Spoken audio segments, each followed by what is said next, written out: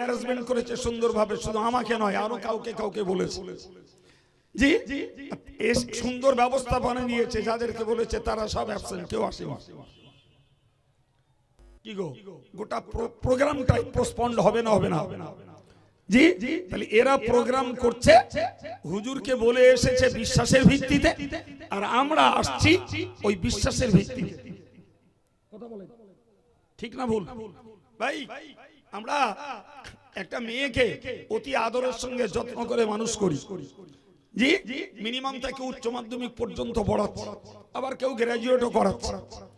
এই আদরের দুলালি মেয়েটাকে 18 বছর 20 বছর প্রতিপালন করার পর 1 ঘন্টার একটা দেখা দেখি, আমরা মেয়ের পক্ষ থেকে একটা ছেলে দেখতে গেলাম, 1 ঘন্টা তার পরিবারটাতে থাকলাম, 10 মিনিট ছেলেটার একটা ইন্টারভিউ নিলাম, নিয়ে মনের সঙ্গে খাপ খেলো, সেই মেয়েটাকে ওই ছেলের সঙ্গে বিয়ে দিলাম।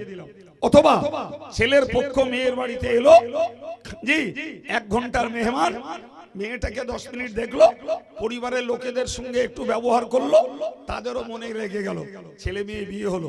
আপনি বলুন তো, 18-20 বছর ধরে একটা মেয়েকে আদর করে যত্ন করে প্রতিপালন করে সম্পূর্ণ একটা বিশ্বাসের ভিত্তিতে অজানা একটা পরিবারে আব্বা মা তার মনে পাষাণ্ড হয়ে মেয়েটাকে তুলে দিচ্ছে পর ঘরে। কথা বলছেন না কেন? ঠিক না ভুল? ঠিক।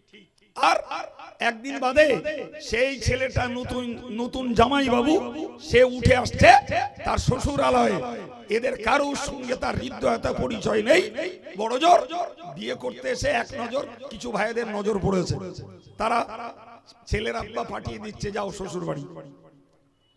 কিসের ভিত্তিতে হচ্ছে গা? কথা বলেন একটু। বিশ্বাস। ভাই, আমরা সবাই রোগী, কেউ কম কেউ বেশি। ডাক্তার বাড়িতে গেলাম, ডাক্তার বাবু আমার ডায়াগনোসিস করে একটা ওষুধ লিখলেন, প্রেসক্রিপশনটা নিয়ে ফার্মেসিতে ফেলে দিলাম, ফার্মেসি সেলসম্যান প্রেসক্রিপশনটা দেখে আমাকে ওষুধ দিল। আমি না জানি ডাক্তারের ডায়াগনোসিস, না জানি সেলসম্যানের দেওয়া ওষুধের সঙ্গে প্রেসক্রিপশনের মিল। কথা বলেন, কজন জানে বাবা?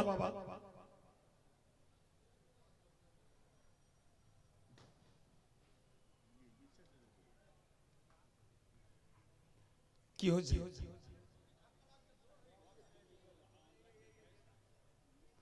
তাহলে একটু সাইডে হতে হবে ওনাকে, নাহলে মাইক ম্যানকে বলতে হবে।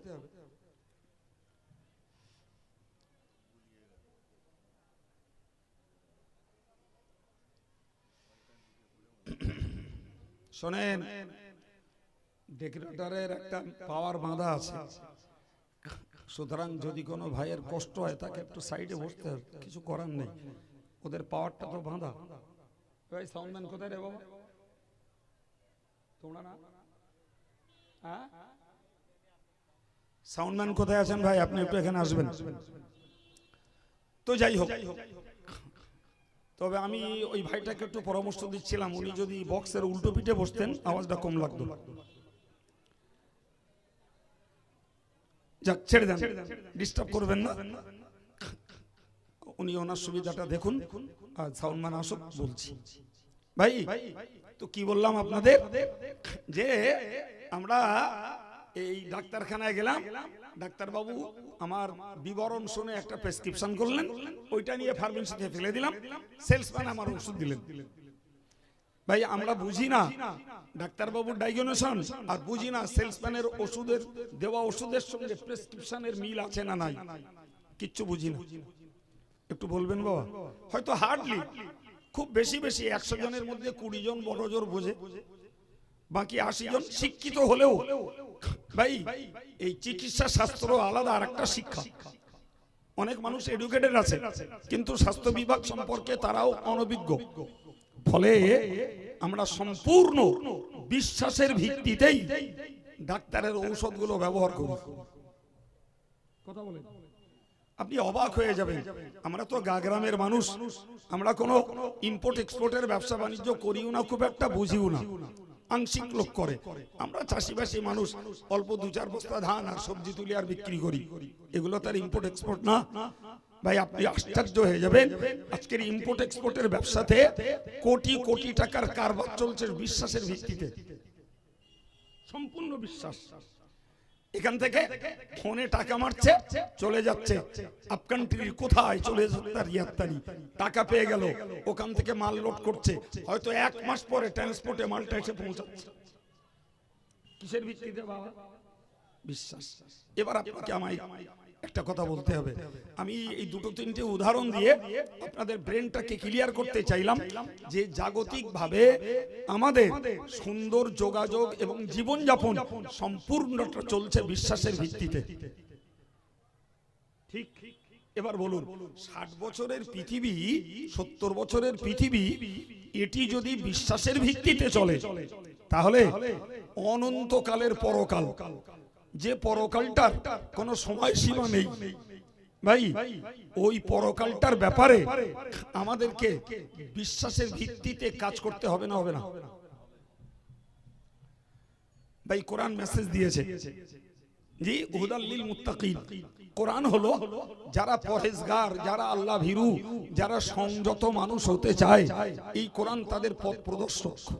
সুবহানাল্লাহ বলে বললেন সে কারা কারা সেটা, তাদের বাহ্যিক গুণাবলী কি? কোরআন ফার্স্ট মেসেজ দিল, আল্লাযীনা ইউমিনুনা বিল গায়ব, যারা অদৃশ্যকে বিশ্বাস করে তারাই মুত্তাকি হওয়ার প্রথম গুণধারী ব্যক্তি। সুবহানাল্লাহ। কি বিশ্বাস করতে হবে? অদৃশ্য। কি বিশ্বাস করতে হবে? অদৃশ্য। মা গাবা আন্না, যেটা আমাদের থেকে গোপনে, তাকে বিশ্বাস করা লাগবে। জি, তো সেই বিশ্বাসে একদম প্রথম জাত সত্তা হলেন আল্লাহ।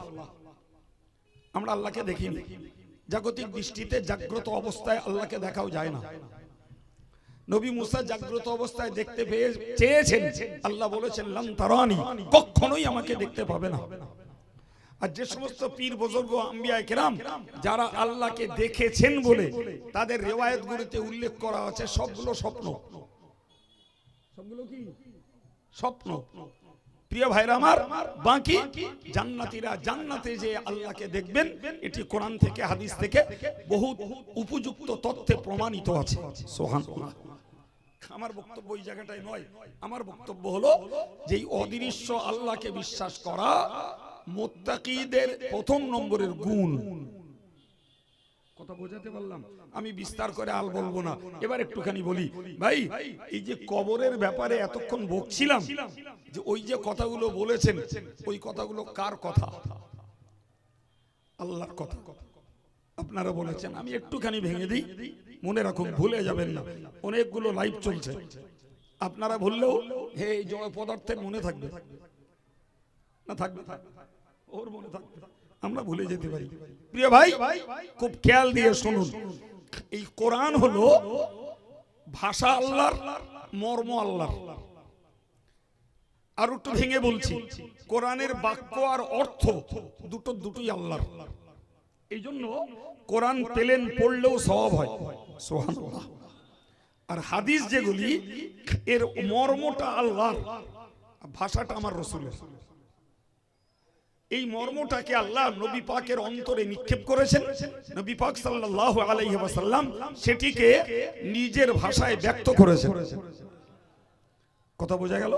সুতরাং আমার যে ভাইরা বলেছেন যে কবরের যে কথাগুলো বলেছি ওগুলো আল্লাহর, ভাই আমি এইটা ভেঙে দিতে চাইলাম, কথাগুলো আল্লাহ বলেননি, কিন্তু মর্মগুলো আল্লাহ নবীর অন্তরে দিয়েছেন, কথাগুলো নবীই বলেছেন। সুবহানাল্লাহ। এবার বলুন, আমি কি বোঝাচ্ছি আপনাদের? যে নবী করিম সাল্লাল্লাহু আলাইহি ওয়াসাল্লাম তিনি এই কথাগুলো বললেন আল্লাহ পাকের নির্দেশ মতো। এখন বলেন, কবর জান্নাতের বাগান অথবা জাহান্নামের গুহা, এই বিশ্বাস করতে হবে না? হবে না?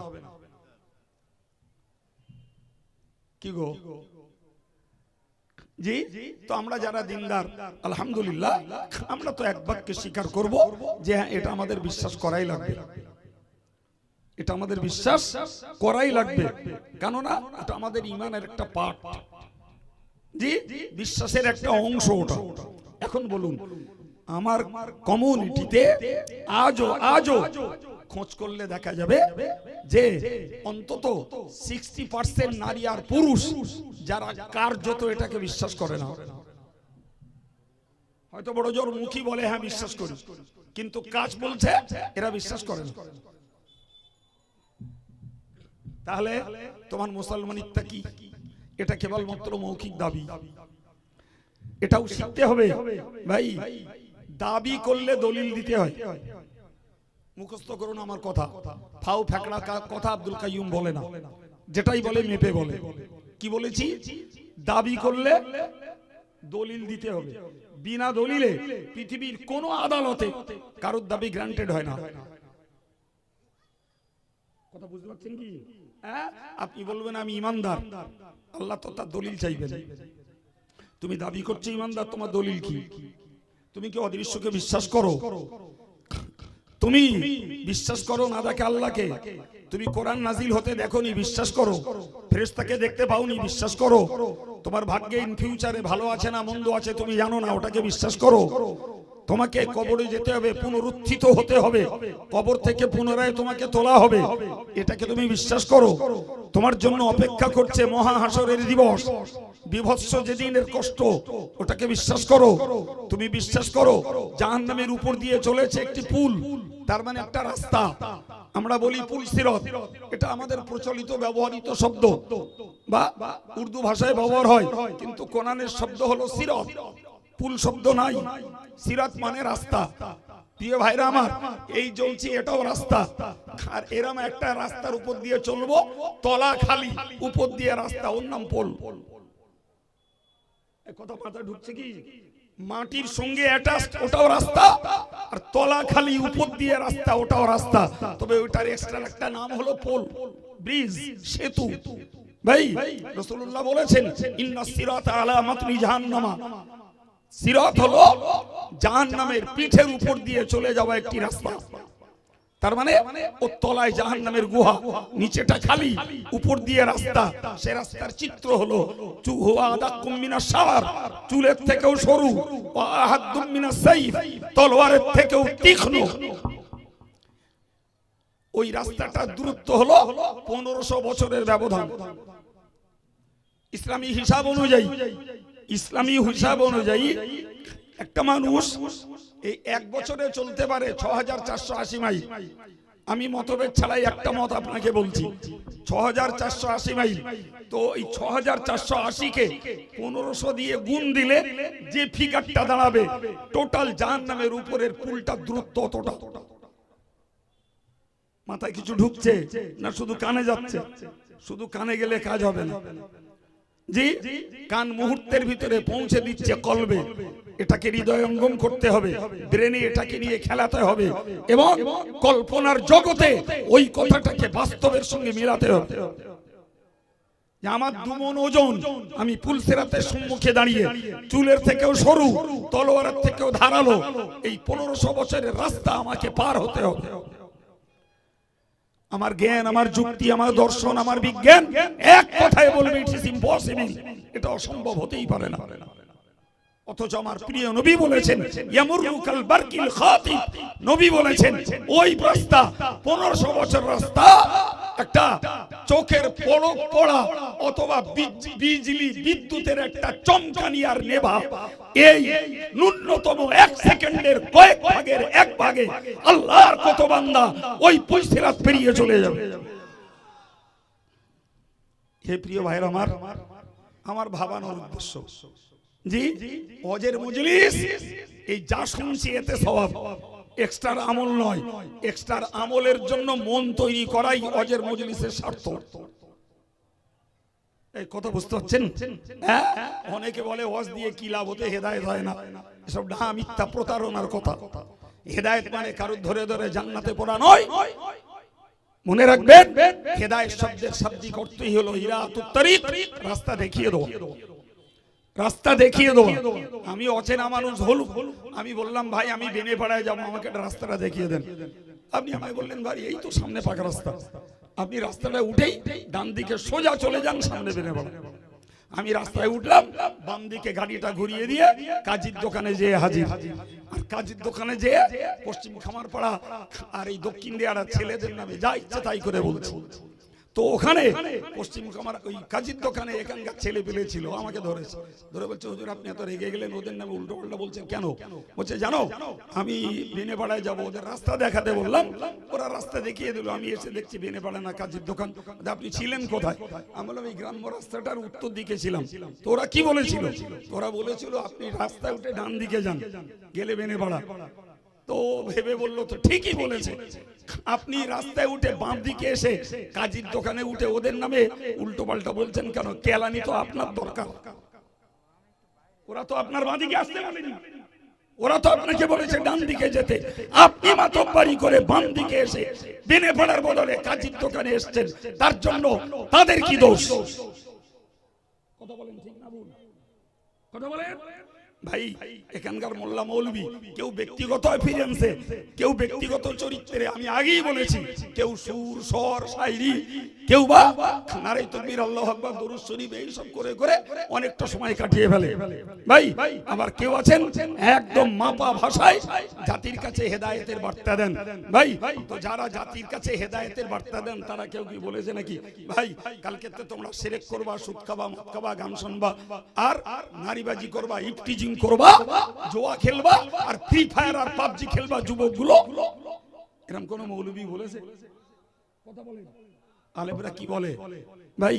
ইমানের উপরে কায়েম থাকো, টাইমলি জমাত সহ নামাজ পড়ো, যাকাত দাও, হজ করো, জিকির করো, তাসবিহ পড়ো, সাদকা দাও, ফিতরা দাও, কুরবানি দাও, আব্বা মায়ের ভক্তি শ্রদ্ধা করো, বড়কে সম্মান করো, ছোটকে স্নেহ করো। পাল্টা বলে দেয় শিরক করো না, বেদাত করো না, হারাম করো না, সুদ খেও না, গান শোনো না, মিথ্যা কথা বলো না, জাহান্নামের কাজ করো না, জুয়া খেলিও না, নারীরা বেপরদায় ঘুরো না, নারী পুরুষ গালিগালাজ করো না। এটা ডান দিকের রাস্তা, এই কাজগুলো সব জান্নাতে নিয়ে গেছে। এটা বাম দিকের রাস্তা, এগুলো সব জাহান্নামে চলে গেছে। এখন তুমি এখান থেকে শুনলে ভাই, শুনে বুঝে মাতব্বরি করে ডান দিকের রাস্তা বাদ দিয়ে নফসের গোলামি করে ইবলিসের দালালি করে তুমি বাম দিকের রাস্তা ধরে জাহান্নামে ঠেকবে। দোষ অজের আর মৌলবীর। পাকামি হচ্ছে, দোষ অজের আর মৌলবীর। কথা বলছেন না কেন? সম্মানিত ভাইরা আমার, আমি আপনাকে বোঝাতে চাইছি, উপলব্ধি করুন। জি প্রিয় ভাইরা আমার, তো আমি আপনাকে বোঝাতে চাইলাম, উপলব্ধি করুন। বড় বুঝদার প্রিয় ভাইরা আমার, আমি আপনাকে বোঝাতে চাইলাম যে আমাদেরকে মনে রাখতে হবে যে আমার ওই বিশ্বাসটা করা লাগবে। বিশ্বাস যদি আপনি না করেন, জি আমি আপনাকে বিশ্বাস করিয়ে দেওয়ার জ্ঞান দিতে পারি, কিন্তু আপনার বিশ্বাস করিয়ে দিতে পারি না। জি এখন আপনি বলুন, আমি আগে আপনাকে বুঝিয়ে এসেছি, গোটা বিশ্ব চলছে বিশ্বাসের ভিত্তিতে, গোটা পৃথিবী। সেখানে অনন্তকালের পরকাল কর্ম যদি করতে হয়, তাহলে আমাকে ওই বিশ্বাসটা নিখুঁত হওয়া চাই। বিশ্বাস যত সত্য, চরিত্র হবে তত সুন্দর। বিশ্বাস হবে যত খাঁটি, আমার আমল হবে তত সুন্দর। বিশ্বাস হবে যত খাঁটি, তত আমি আল্লাহ ভীরু হতে পারবো বেশি। বিশ্বাসে ঘাটতি, চরিত্র ঘাটতি, বিশ্বাসে ঘাটতি, নেক আমলে ঘাটতি, বিশ্বাসে ঘাটতি, খোদার ভয়ে ঘাটতি, বিশ্বাসে ঘাটতি, পরকালে শাস্তির ব্যাপারে উদাস হওয়াই স্বাভাবিক। সম্মানিত ভাইরা আমার, আমি আপনাকে বুঝাচ্ছিলাম যে আমরা দাবি করলে দলিল দেওয়া লাগবে। মনে আছে? বিনা দলিলে কোনো দাবি কোনো আদালতে গ্রান্টেড হয় না। আপনি বলবেন আমি ইমানদার, আল্লাহ আপনার কাছে দলিল চাইবে যে আপনি এই অদৃশ্যের বিষয়গুলিকে বিশ্বাস করেন কিনা। একটা পয়েন্ট মাইনাস হবে, আল্লাহ আপনাকে ইমানদার হিসাবে গ্রান্ট করবেন না। একটা পয়েন্ট মাইনাস হলে, যে কোনো একটা, আপনি ইমানদার নন। আপনি ইমানদার নন। মনে রাখবেন, খুব সহজ কথায়, 50 লক্ষ টাকার গাড়ি, 10 টাকার একটা ভল পিন নেই, ও ঘোড়ার ডিমের গাড়ি অচল। কথা বলে না জি? যদি 6 চাকার গাড়ি হয়, 6-10কে 60 টাকার ভল পিন নেই, গাড়ির দাম 60 লক্ষ টাকা। ভাই ওই 60 টাকার ভল পিনের অভাবে ও গাড়ি খানার ধারে পড়ে থাকবে। ঠিক না ভুল? এটা যদি বুঝতে পারি, তাহলে এটা কেন বুঝবো না যে আমি ফর এক্সাম্পল আমি আল্লাহ বিশ্বাস করি, নবী বিশ্বাস করি, কোরআন বিশ্বাস করি, ফেরেশতা বিশ্বাস করি না, তুমি ইমানদার নও। আমি আল্লাহ, নবী, ফেরেশতা, কোরআন সব বিশ্বাস করি, তাকদীরের ভালো মন্দ বিশ্বাস করি না, তুমি ঈমানদার নও। আমি এগুলো বিশ্বাস করি, ওয়াল বাসি বাদাল মাউত, মৃত্যুর পরে আমাকে পুনরুত্থিত হতে হবে, আমাকে আবার আসামি হিসাবে তোলা হবে, আমি ওটার প্রতি বিশ্বাসী নই। নাউজুবিল্লাহ, তুমি ঈমানদার নও। আল্লাহ বলেছেন ওয়াবিল আখিরাতি হুম ইউকিনুন, মুত্তাকি যারা, তারা পরকালের উপরে দৃঢ় বিশ্বাসী। সুবহানাল্লাহ বলে, পরকালকে তারা দৃঢ়তার সঙ্গে বিশ্বাস করে, করাই লাগবে।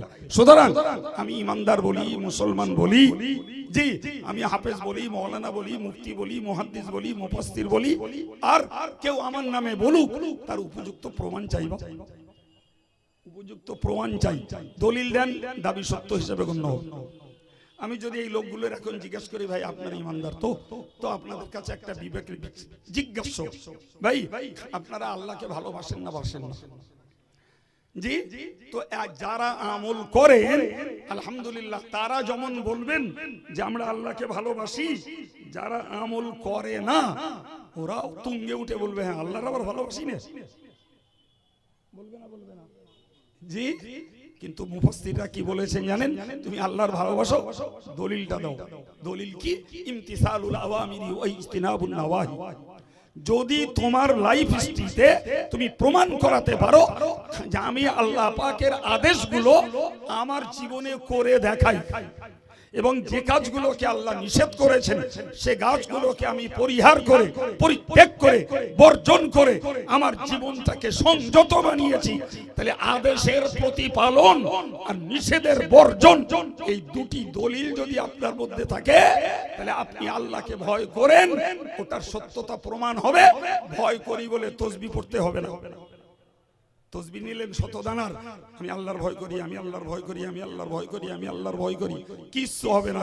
যা বাপ টাইমলি নামাজটা পড়, রমজান আসলে রোজাটা রাখ, বছর শেষে স্টার্টিং এবং ইয়ার এন্ডিং ঠিক করে যাকাতটা শতকরা 2.5 টাকা আদায় কর। টাকা হয়েছে মক্কা শরীফ পর্যন্ত যাতায়াতের, হজটা কর বাবা। ওই আদেশগুলো পালন করে আয়। লাইফটাতে খোঁজ, সুদ নাই, গান নাই, জুয়া নাই, তাস নাই, মদ নাই, নারীবাজি নাই, ফাঁকিবাজি নাই, প্রতারণা নাই, চিটফান্ডের ব্যবসা নাই।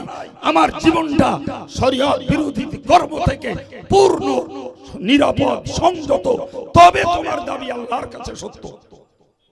নালে তুমি ভণ্ড, তুমি মিথ্যুক, তোমার দাবির সঙ্গে তোমার কর্মের মিল নাই। কাকে বলবেন আপনি? যে কাউকে জিজ্ঞেস করুন, একদম অ্যাডাল্ট থেকে শুরু করে যত বৃদ্ধ হোক আর যত নওজোয়ান হোক, মুসলিম ছেলেকে জিজ্ঞেস করুন, আরে তুই নবীরে ভালোবাসিস? এক কথা বলবে, নবীর আবার ভালোবাসি না? নবীর জন্য জীবন দিতে প্রস্তুত, লড়েঙ্গে মরেঙ্গে, কি চাই একদম রেডি। ভাই তুই নবীর যে ভালোবাসিস, আমার নবী বললেন মান আহাব্বা সুন্নতি ফাকাদ আহাব্বানি, তুমি আমার ভালোবাসো। জি ভাই, নবীর ভালোবাসা আজকের এই মডার্ন যুগে আমার নবীর ভালোবাসার দাবিদার। নবীর ভালোবাসার দাবিতে জি 12ই রবিউল আউয়াল তারিখকে কেন্দ্র করে বাঙালি মুসলিম সমাজ কত রকমের চিত্রের ভিতর দিয়ে নবীর ভালোবাসা দেখাচ্ছে। কেউ মিটিং করে, কেউ মিছিল করে, কেউ সিম্পোজিয়াম করে, নানা ভাবে। জি আমি বার্তা করে সমালোচনা করছি না, শুধু এইটুকুই বলছি, আরে ভাই তুই যে নবীর ভালোবাসি, তোর পাতে মাথা পর্যন্ত নবীর ভালোবাসার একটা চিহ্ন মাত্র নেই। তো টোটাল লাইফটাতে কিচ্ছু খুঁজে পাওয়া যায়। তুই নবীর ভালোবাসিস মানে? নবী বলেছেন আমার যদি ভালোবাসো, আমার তরিকা, আমার আদর্শ, আমার নিয়ম নীতি, আমার চালচলন, আমার খাওয়া পড়া, আমার ওঠা বসা, আমার আচার ব্যবহার, আমার রাজনীতি, আমার অর্থনীতি, আমার সমাজনীতি, আমার পারিবারিক নীতি, এটাকে ভালোবাসো।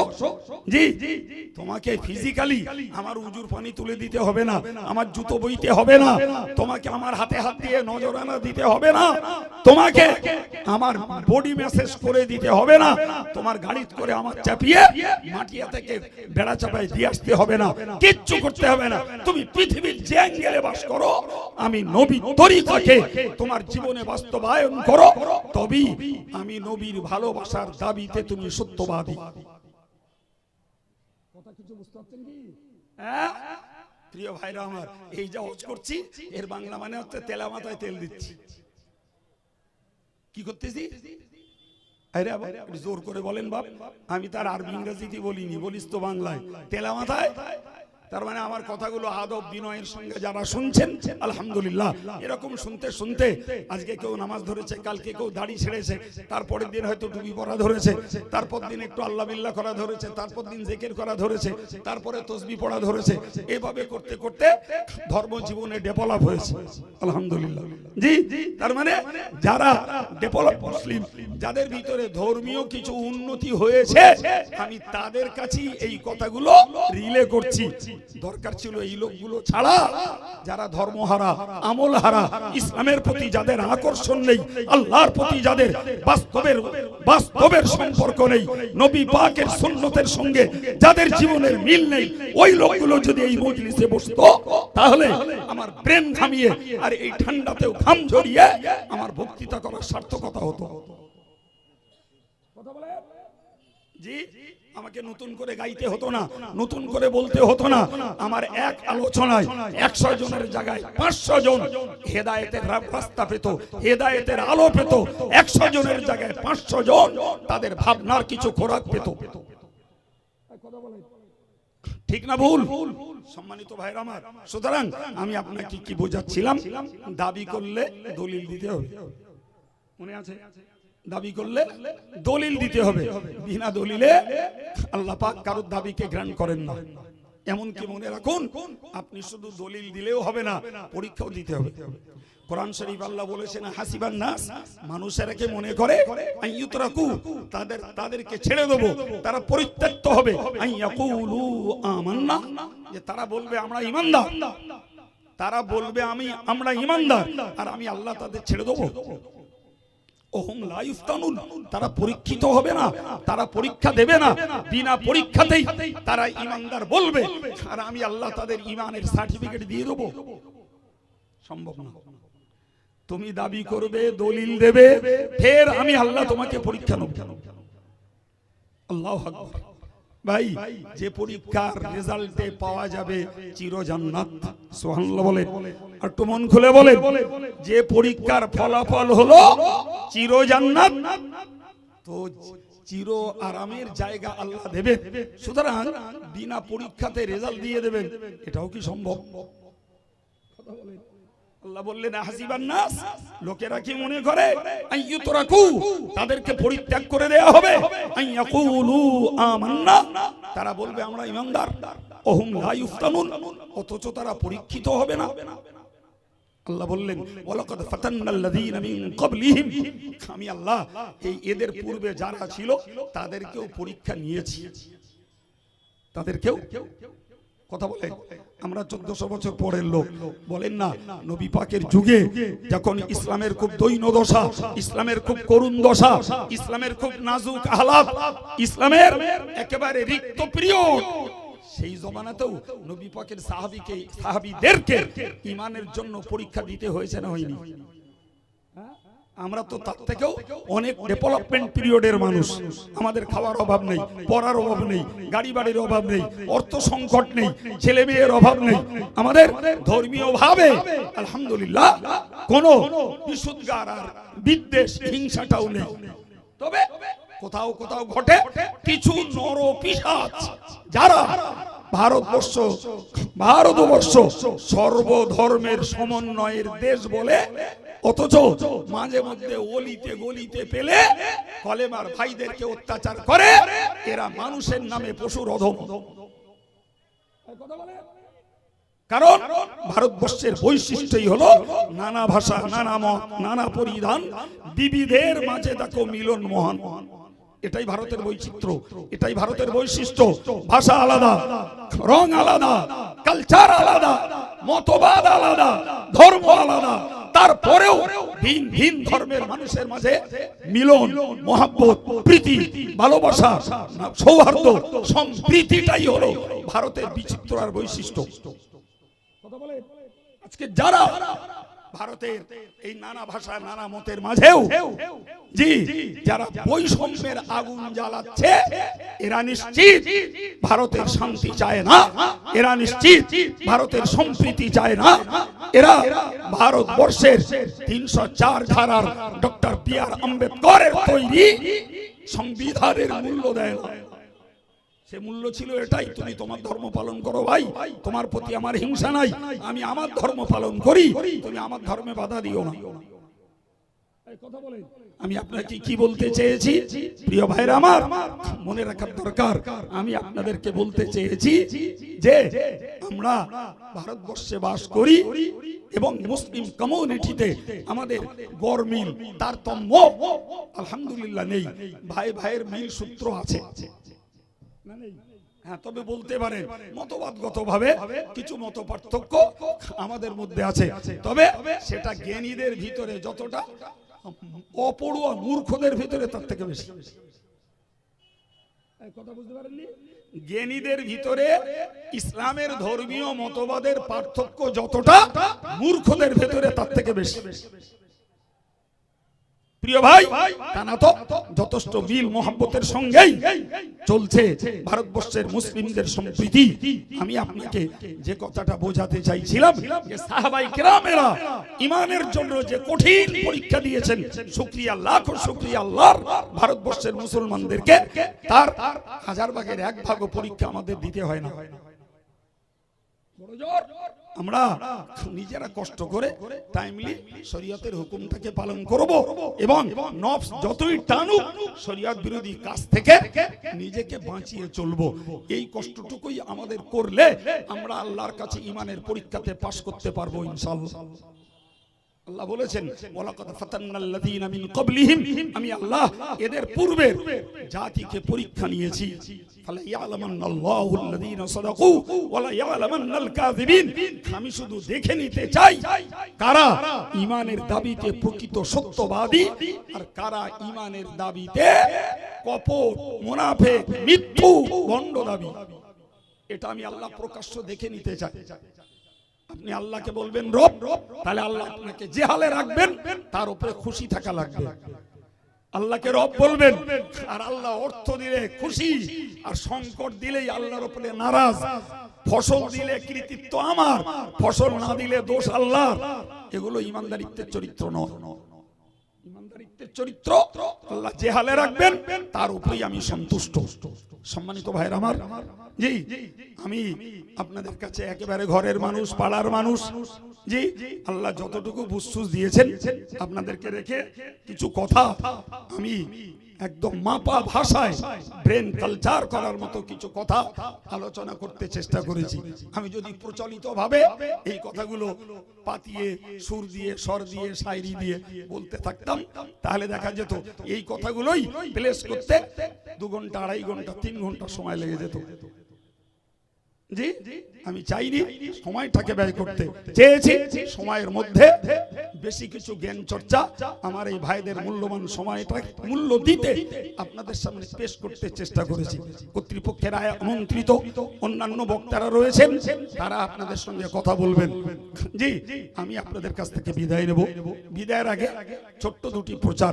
নাম্বার 1, ভাই আপনারা জানেন আমরা অল ইন্ডিয়া সুন্নতুল জামাত সংগঠন করি, যার ভিতর দিয়ে এক্ষুনি চলছে প্রায় 250-র মতো মডেল মাদ্রাসা 1 to 5। এছাড়াও চলছে মেয়েদের মাদ্রাসা চলছে, এছাড়াও ভাই ছেলেদের হাফিজি বিভাগ মৌলানা বিভাগীয় মাদ্রাসা চলছে। জামিয়া রহমানিয়ার মতো একটি ইসলামী উচ্চ শিক্ষা প্রতিষ্ঠান যেখানে দাওরে কোরআন করানো হয়, কারি পড়ানো হয়, মৌলানা পড়ানো হয়, ইফতা তথা মুফতি পড়ানো হয়, আরবি আদব তথা ইসলামী সাহিত্য পড়ানো হয়, সেখানে পড়ানো হয় তাফসীর বিভাগ, সেখানে পড়ানো হয় হাদিস বিভাগ। এতগুলো ইসলামী বিভাগীয় কোর্স সেখানে চলে। ভাই এই প্রতিষ্ঠানটার উন্নয়নে আমরা 70 লক্ষ টাকা খরচে একটা জমি কিনছি, এগ্রিমেন্ট হয়ে গেছে, রেজিস্ট্রেশনের সময় এসে গেছে, তবে এখনো পর্যন্ত অর্থের কিছু সংকট রয়েছে, আপনাদের কাছে বার্তা দিচ্ছি, যদি কারোর মনে হয় ও জমি আমার কবর হবে না, আমার পরিবারের সম্পদ নয়, জাতির সম্পদ, যদি মনে হয় তাহলে ওই জমি কেনবার পথে কিছু অর্থ খরচ করবেন, এতটুকু দাবি রইল। আমি আর কাকে দেখাবো, এখানে মহিদুল আছে, নাজিব বিল্লাহ আছে, এদের কাছেই পয়সা দিলে চলে যাবে জামিয়ায়। আর সেই সঙ্গে পয়লা, দোসরা, তেসরা ফাল্গুন জামিয়ার ইসালে সবে আপনাদেরকে দাওয়াত দিচ্ছি। জি, তো আমার সঠিক খেয়াল নেই আমার গাড়িতে ইসাল সাহেবের বিল কুপন আছে কিনা। জি, 10 টাকার কুপন আর 20 টাকার কুপন ছাড়া হয় ইসাল সাহেবের আগে, তো কাছে থাকে। আজকের গাড়ি চেঞ্জ হয়েছে, গাড়িতে আছে কিনা বলতে পারছি না, যদি থাকে তাহলে অনুরোধ করব 25 পাতার 10 টাকার একটা কুপন, 20 টাকার একটা কুপন অথবা একটা বিল একটু নিয়ে, এখনো 2 মাস সময় আছে, পাক্কা 2 মাস। আপনার বন্ধু বান্ধব, কাজের জায়গায় যে সমস্ত সাথী সঙ্গী আছে, অনেক মেয়েরাও 10 টাকা দিতে তারা পিছপা হয় না। কারোর দ্বারাই 25টা পাতা কভার হলে 250 টাকা আসবে, কারোর দ্বারাই 20 টাকার 25টা পাতা কভার হলে 500 টাকা আসবে। জি, এভাবেই এই প্রতিষ্ঠানগুলো চলে, শুধু জামিয়া নয়, জামিয়া বইকারা এমন করে অল ইন্ডিয়া সুন্নাতুল জামাতের যে প্রতিষ্ঠানগুলো চলে সব এভাবেই কালেকশন করি। শুধু জামিয়া চালাতে এবছর 2 কোটি টাকার ঊর্ধ্বে খরচ। এ টাকা আমার নয়, আমার হয়তো কিছু দান তাতে আছে, বাকি এরকম ভাইদেরই দান আল্লাহ ইসলাম ও সিলসিলায়ে মুজাদ্দিদে জামানে এই উচ্চ শিক্ষা প্রতিষ্ঠানটি চালিয়ে দিচ্ছে। তাই আপনাদের কাছে বার্তাটা দিলাম, পারলে জমির জন্য কিছু সহযোগিতা করবেন, পারলে কোনো ভাই একটা 10 টাকা 20 টাকার বিল কুপন নিয়ে যখন মাঝখানে সময় পান একটু খেদমত 1-2 দিন করবেন, ও বিল কভার হয়ে যাবে, ইসালে সবে যে জমা দেবেন। এই দুটো বার্তা আপনাদের কাছে রেখে দিয়ে আজকের এই আয়োজক কর্তৃপক্ষ যারা, দাতা সহযোগী যারা, তাদের পূর্ণ হেদায়েতের দোয়া চেয়ে আমার শ্রোতা ভাইদের জন্য দুনিয়া আখিরাতের সুস্থ সঠিক সমৃদ্ধিমূলক জীবনের জন্য দোয়া রেখে আমি বিদায় নিচ্ছি। ওমা আলাইনা ইল্লাল বালাগ। প্রাণ খুলে একটু গলা ছেড়ে দরুদ শরীফ আল্লাহুম্মা